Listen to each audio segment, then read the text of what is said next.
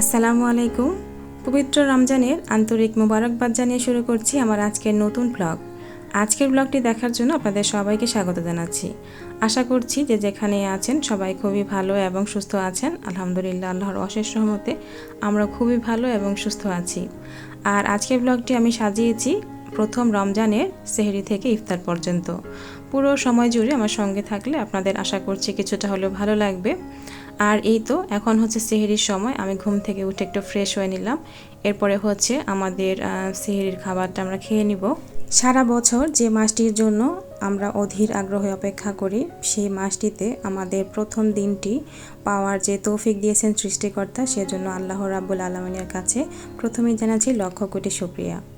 জানি না সবগুলো রোজা পর্যন্ত আল্লাহ আমাদেরকে বাঁচিয়ে রাখবেন কিনা বা কাকে কতদিন রাখবেন, তবে প্রথম সেহরি যে খেতে পারছি সেজন্য আলহামদুলিল্লাহ।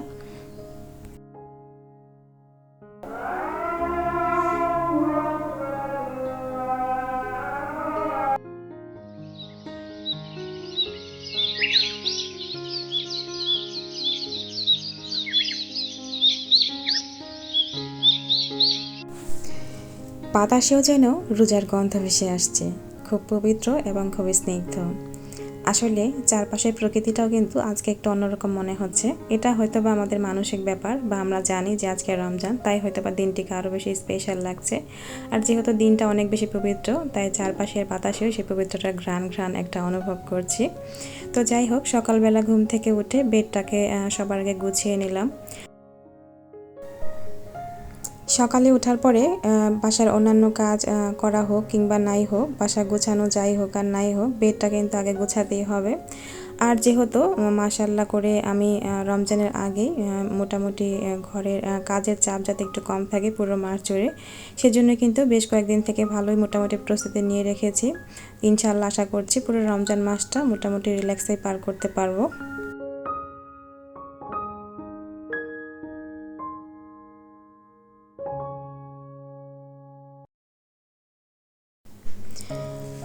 আর এখন হচ্ছে আমি আপনাদের সঙ্গে একটা জিনিস শেয়ার করছি। আসলে রমজান উপলক্ষে আমি খুব বেশি কিছু প্রিপারেশন ওইভাবে কেনাকাটার ক্ষেত্রে নেয়নি, কিন্তু যেটা না হলেই না, আমার যেটা প্রয়োজন মনে হয়েছে, বেশ কিছুদিন থেকে ভাবছিলাম যে রমজানের শুরুতে এই জিনিসগুলো কিনবো, তো সেগুলোই কিনলাম। তো সেজন্যই ভাবলাম যে আপনাদের সঙ্গে শেয়ার করি। আর এটা হচ্ছে আমি রমজানের আগের দিন কিনেছি, আর যেহেতু ভিডিও করছি ভাবলাম আপনাদের সঙ্গে একটু শেয়ার করি আমি কি কিনেছি রমজান উপলক্ষে। প্রথমেই হচ্ছে আমি রমজানে ডাইনিং টেবিলের উপরে শরবত এবং জগ রাখার জন্য এই ট্রেটা কিনেছি। আর এরপরে কিনেছি হচ্ছে শরবত বানানোর জন্য একটা জগ।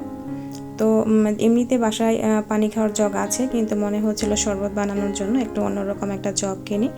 আর এই ধরনের জগগুলো আমার কাছে বেশ কিছুদিন থেকে মনে হচ্ছিল কিনবো, আর দেখতেও বেশ ভালো লেগেছিল। আর এটার বিশেষ করে গোল্ডেন কালার যে হাতলটা আছে সেটা আমার কাছে আরও বেশি ভালো লেগেছে, এবং এইটার যে ঢাকনাটা, আর এটা কিন্তু হিট প্রুফ। এটা আমি চাইলে চুলার উপরে দিয়ে চা কফি বা পানীয় গরম করতে পারবো। তো যাই হোক, তো সব কিছু মিলিয়েই ভালো লেগেছে, সেজন্য ভাবলাম যে এটাই কিনে নিই। আর মোটামুটি আমি এটাকে আসলে চা কফি বানানোর ক্ষেত্রে কাজে লাগাই আর না লাগাই, রমজানের শরবত বানানোর ক্ষেত্রে এটা আমার খুব ভালো কাজে আসবে। আর এছাড়াও তো সারা বছর পানি খাওয়ার ক্ষেত্রে কাজে আসবেই। আর এটার ঢাকনাটা দেখুন, দেখতে এত সুন্দর, আমার কাছে কিন্তু খুবই ভালো লেগেছে। গোল্ডেন কালার এবং অনেকটা ট্রান্সপারেন্ট হওয়াতে একদমই কাচের মতো সব কিছু দেখা যাচ্ছিল, স্বচ্ছ এবং পরিষ্কার। আর এই তো জগটা আমার কাছে বেশ ভালো লেগেছে। আর ওনারা বলেছে যে আমি চাইলে এটাকে চুলার উপরে দিয়ে হচ্ছে চা কিংবা কফি বানাতে পারবো, কিন্তু আমার কাছে মনে হচ্ছে খুব বেশি তাপে এটা যে আসলে কতটা সময় চুলোর উপরে ঠিক থাকবে, সেটা নিয়ে একটু আমার কাছে কনফিউশন লাগছে। তো যাই হোক, আমার কাছে যেটা মনে হচ্ছে যে এটা আপাতত আমার কাছে শরবত কিংবা পানির জগ হিসেবে ব্যবহার করলে ভালো হবে, চুলার উপরে ব্যবহার করার খুব একটা প্রয়োজন নেই। তো আর আমার বাসায় শরবত খাওয়ার গ্লাসগুলো ভাঙতে ভাঙতে দেখা গিয়েছে অনেকটা কমে গিয়েছিল, তো খুব বেশি প্রয়োজন ছিল শরবতের গ্লাস কেনার জন্য। তো ভাবলাম যেহেতু জগটা কিনে নিয়েছি, সঙ্গে সঙ্গে শরবতের গ্লাসও কিনে নিই বা জুসের গ্লাসও কিনে নিই। আর এই জগের সঙ্গে মিল রেখে আমার কাছে মনে হলো যে এই শেপের শরবতের গ্লাসটা নিলে বেশ ভালো লাগবে। তো সেজন্যই হচ্ছে আমি এগুলো নিয়ে নিয়েছি এক সেট।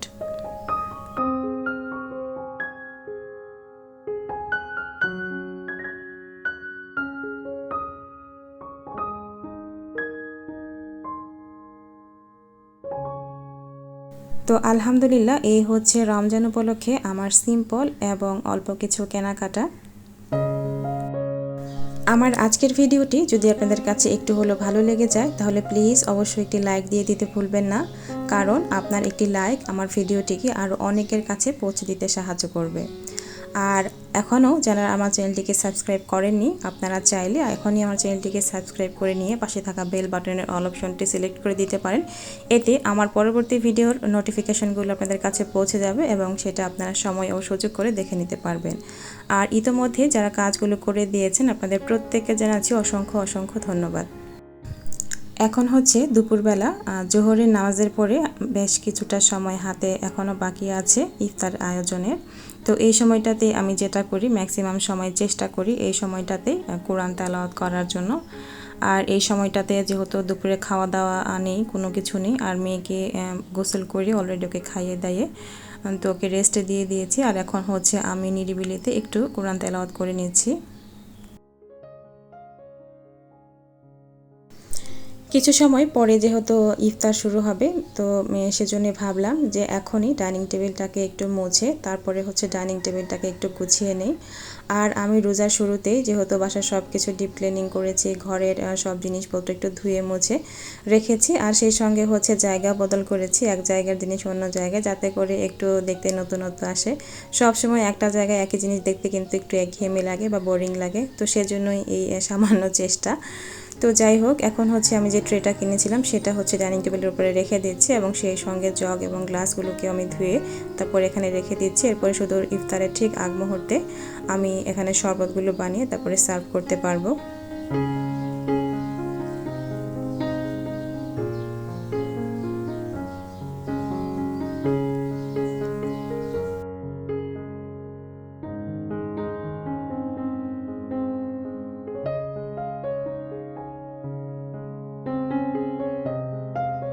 টেবিলটা গোছানোর পরে আমি চলে এসেছি ইফতার রেডি করতে বা ইফতার বানাতে, কিন্তু ইফতার বানাতে এসে তো আমি খুবই হতাশ, কি বলবো।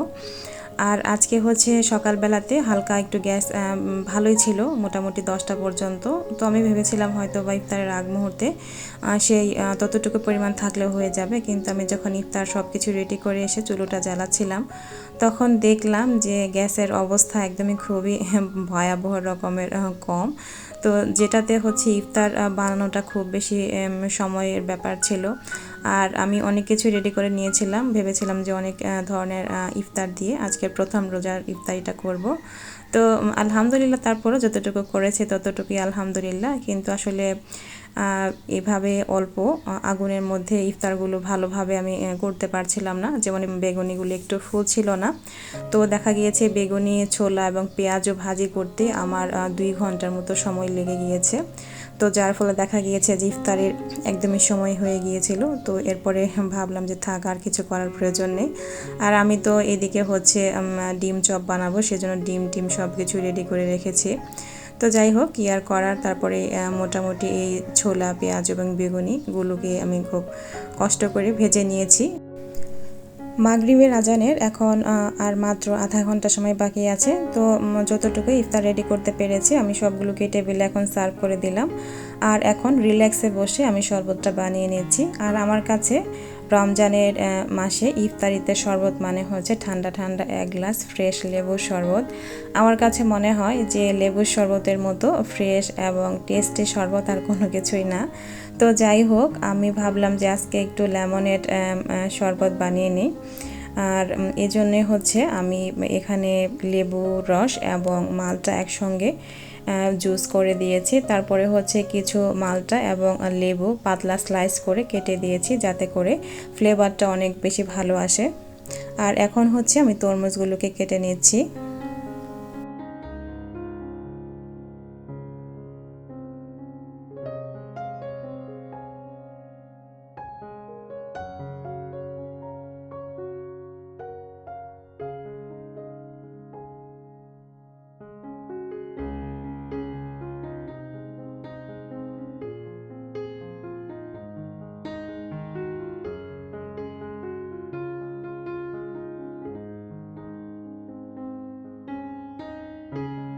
বিসমিল্লাহ বলে প্রথম রোজার ইফতার শুরু করলাম, আর সেই সঙ্গে আপনাদের কাছ থেকে বিদায় নিয়ে নিয়েছি।